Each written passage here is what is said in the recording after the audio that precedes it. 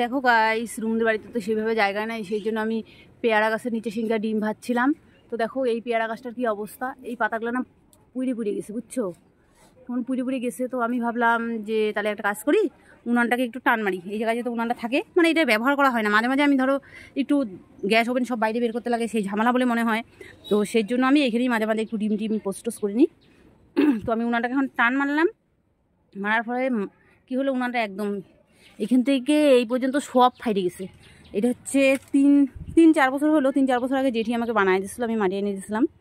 তো এটা তো সেভাবে ব্যবহারও হয় না, লেপালেপিও হয় না, সেই জন্য দেখো না এটার কী অবস্থা। আর আমি কোনোদিনও উনান ঠিকও করি নাই। এটাকে একটা রশি দিয়ে বাঁধ দিলাম, এখন বাঁধ দিয়ে এখন এটাকে একটু লেপি প্রথমবার।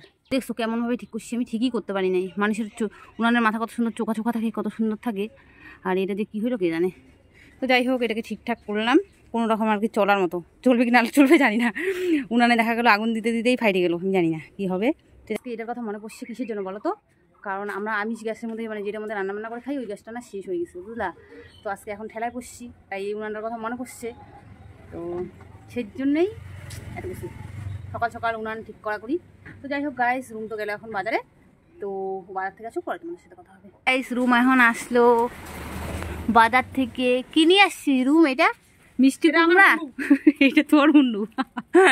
আজকে মুন্ডু কথাটা মনে হয় প্রচলিত হয়ে গেল বা, এগুলো মুন্ডু। এরকম এটা কি মিষ্টি কুমড়া না তরমুজ? ও এইটা মিষ্টি কুমড়া, ও গাছকে মিষ্টি কুমড়া আনতে বলছে। কোনটাকে কি বলে? এইটা হচ্ছে মিষ্টি কুমড়া, ও গাছকে বলছি মিষ্টি কুমড়ার পুঁইশাক আনতে, তাই মিষ্টি কুমড়া পুঁইশাক। রুম আমাকে বলে এইভাবে জিনিস দেখায়, এইভাবে জিনিস দেখায়, এইভাবে কি জিনিস দেখায় নাকি? ভালো করে জিনিস দেখায়, দেখ কী করে জিনিস দেখায়, তাহলে আমি দেখাচ্ছি। হ্যাঁ বল, ও এখন এসে দিবে, বুঝছো কী করে জিনিস দেখায়? না দেখা, এটা হচ্ছে সজনা, এটা হচ্ছে মিষ্টি কুমড়া, এটা হচ্ছে ভেন্ডি আর শসা। হ্যাঁ এই দেখো, এইভাবে দেখাইতে হয় বের করে করে। হ্যাঁ, তারপরে এটা হচ্ছে পুঁই শাক, একদম টাটকা পুঁই শাক। ওই 70 এগুলো পুঁই শাকের নতুন গাছ।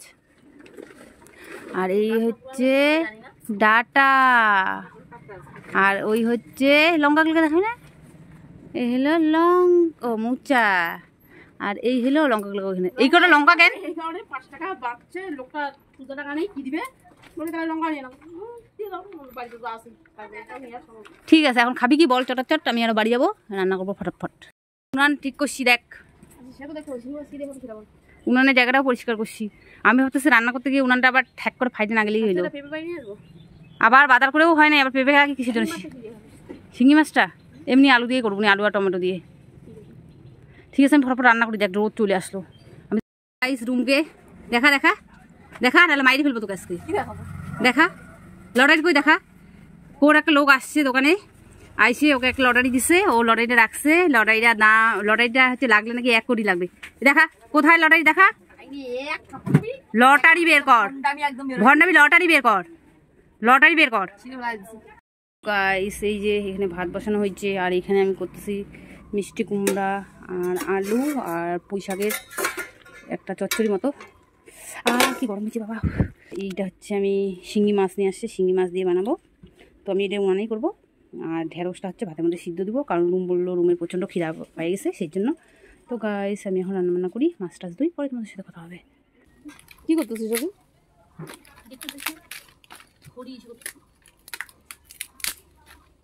খিদে আমার পেটটা সিধা হয়ে যাচ্ছে। না রে, আমি ভাবতেছি কি উনানটা ধরা দিব, ফাইটে যাবে নাকি? ফাইটে গেলে বাস্ট হয়ে যাবে উনান, বুম বাস্ট। কি পারিস না, সে তো আমারও খিদা পাই গেছে, কারণ আজকে এগুলা ঝোলা করতেই দেরি হয়ে গেছে। আদৌ তুই উনান ধরাতে পারিস তো? না পারি না। তোর যা বুদ্ধি, তুই হাতটা পুরা টুরা ছাড়বি, আমি যা দেখতেছি।